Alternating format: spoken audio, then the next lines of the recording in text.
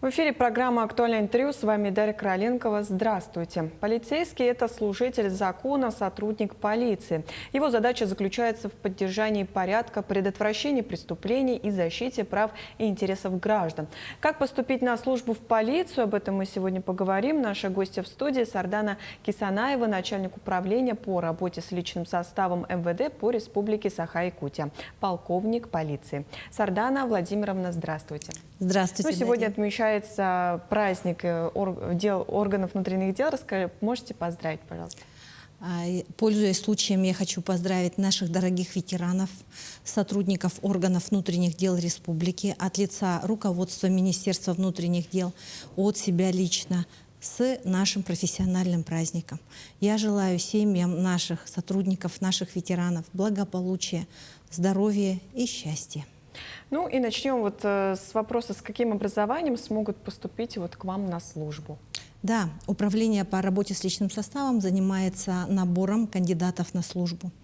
К нам подходят граждане со всей республики, и нужно помнить о том, что на службу мы набираем граждан Российской Федерации, которые имеют полное среднее образование. Проще говоря, закончили среднюю школу. И до какого возраста принимают на службу? В связи с изменением в законодательстве мы в органы внутренних дел принимаем до 50 лет, а сотрудников, которые ранее проходили службу в правоохранительных органах и имеют звание офицеров, мы принимаем на службу до 55. Если у близких родственников, например, у отца, имеется судимость, может ли кандидат поступить на службу? Да, конечно, это отпугивает некоторых молодых людей, это не является препятствием. Да, данный кандидат проверяется нами немножечко побольше, но это не является препятствием в приеме на службу. Вообще, неважно, да? Неважно, сын за отца не отвечает. Если имеется административное нарушение, то откажут ли в приеме на службу? Мы в соответствии с федеральным законом о службе рассматриваем кандидатов и принимаем даже тех, кто нарушил административное законодательство, но с момента привлечения должен истечь 1 год. Какие льготы есть у сотрудников МВД? Можно подробнее рассказать? Да, конечно, Дарья. У сотрудников органов внутренних дел, опять же, в соответствии с федеральными законами, которые регламентируют деятельность Министерства внутренних дел, имеется ряд льгот. Такие, например, как ранний выход на пенсию. То есть, грубо говоря, молодой человек в возрасте 19 лет после армии к нам придет на службу, в 31 год он уже пенсионер. Пенсия у него составит в среднем 40 тысяч рублей. Также у нас есть льготы, как санаторно-курортное лечение, бесплатный проезд 1 раз в год. Также каждого сотрудника, который к нам пришел, опять же, ребеночек после армии приходит к нам на службу, мы бесплатно отучим в высших учебных заведениях системой Министерства внутренних дел Российской Федерации. А есть ли какие-то нововведения по сравнению с прошлыми годами, например? Да, у нас нововведение есть. Получается, у нас подняли срок. То есть раньше мы принимали на службу гораздо моложе людей. Теперь до 50 лет спокойно мы рассматриваем. Главное, чтобы кандидат подходил к нам по состоянию здоровья. Ну и, соответственно, конечно же, прошел психологическое обследование в полном объеме. Это заранее или при поступлении? При поступлении на службу кандидаты предоставляют определенный перечень документов, и затем они проходят военно-врачебную комиссию и Центр психодиагностики МВД. В каком возрасте, вы сказали, до 50, а что значит ранняя пенсия? Ранняя пенсия обозначает, что льготная пенсия. Ни у учителей, ни у врачей, к сожалению, льготной выслуги нет. У нас на севере, например, в нашей республике, выслуга считается, сотрудник служит год, а льготная выслуга у него идет 1 год и 6 месяцев. За 1,5. То есть это и называется ранний выход на пенсию. Я всем советую определить будущее своего ребеночка, особенно сыновей, которые пришли с армии, определить к нам. В 32 года жизнь только начинается, в 32 года люди определяются, кем они станут, да? А у него уже пенсия будет.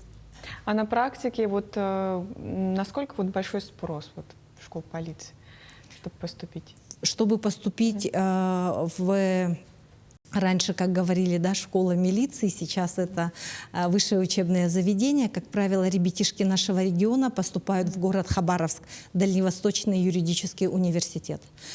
Спрос у нас в этом году было на одно место 4 человека. Вместе с тем мы отработали полностью с МВД России, нам дали дополнительные места.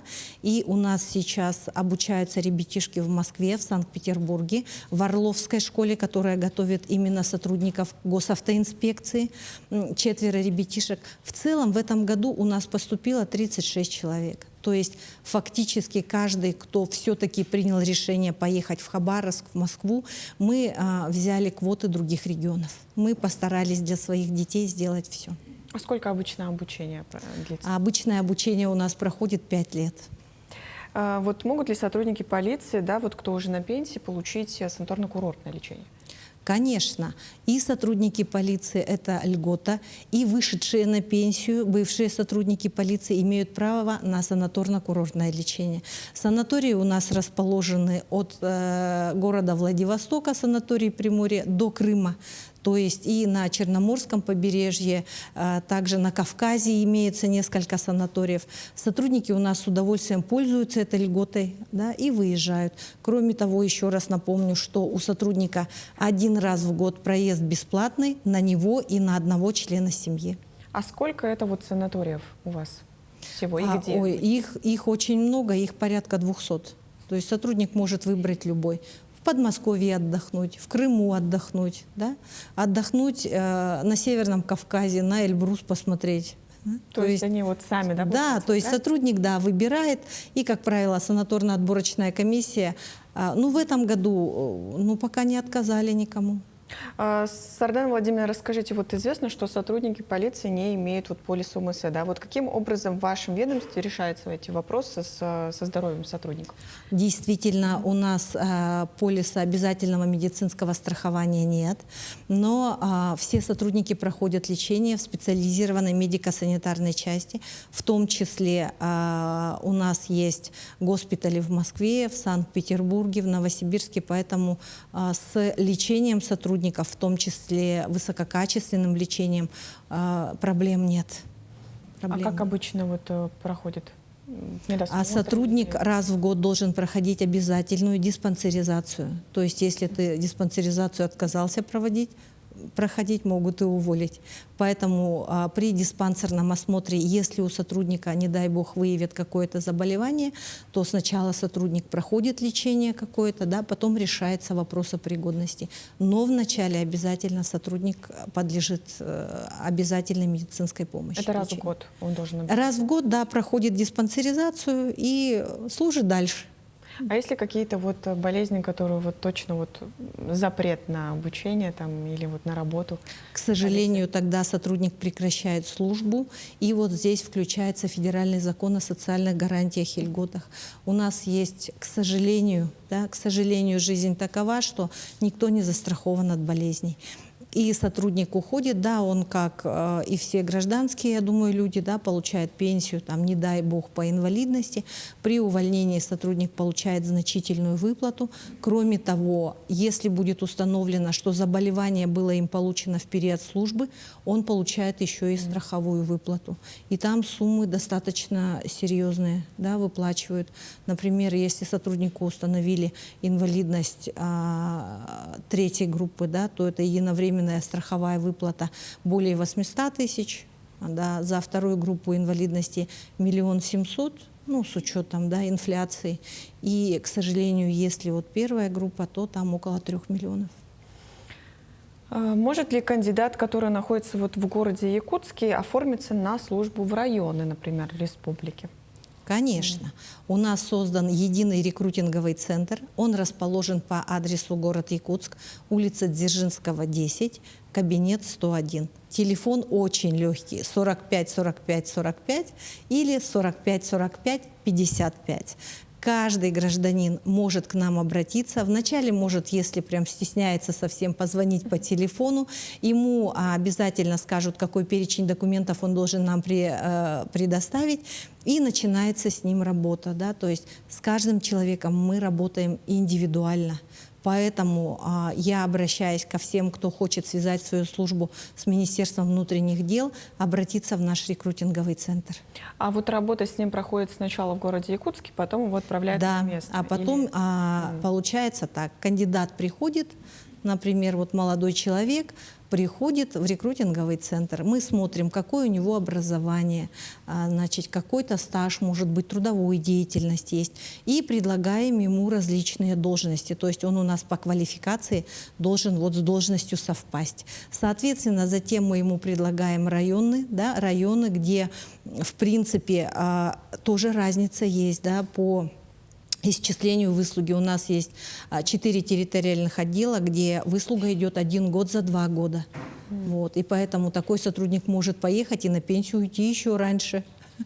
Поэтому, да, спрос большой, и я всем предлагаю к нам прийти, каждому индивидуально расскажут, и даже если он захочет пойти, ну, на родине немножко поработать, правда, где-то там, да, поехать в Алайху, в Оленек, в Устьяну, например, да, мы обязательно скоординируем, обязательно централизованно документы соберем.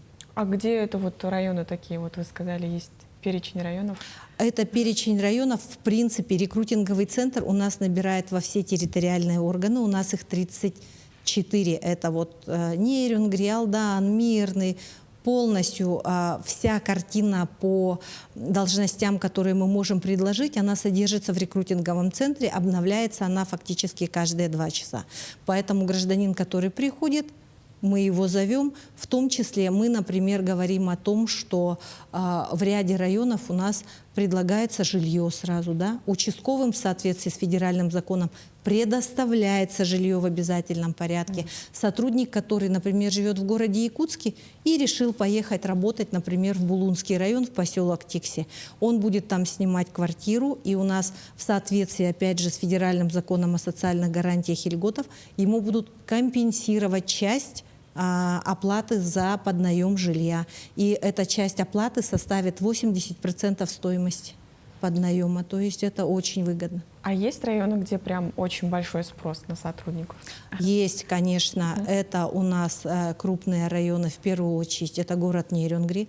Очень красивый, да, очень компактный город со всеми там спортивными сооружениями и так далее. Мы всех туда приглашаем, потому что администрация города Нерюнгри, просто я им благодарна, выдает квартиры, да, которые вот может предоставить в социальный найм. Поэтому город Алдан предлагаем рассмотреть, город Ленск предлагаем рассмотреть, опять же Мирнинский район. Да? У нас очень мало районов, которые полностью укомплектованы. В целом по республике мы, конечно, выглядим неплохо по сравнению. Вы знаете, что отток в полиции в свое время был большой, но в последнее время мы наблюдаем, что граждане все-таки выбирают нашу службу. Нелегкую службу, но выбирают. Спасибо, Сардана Владимировна, что сегодня пришли. Действительно было интересно узнать про вашу работу. Спасибо, Дарья, за интервью. Я напомню, это была программа «Актуальное интервью». До встречи.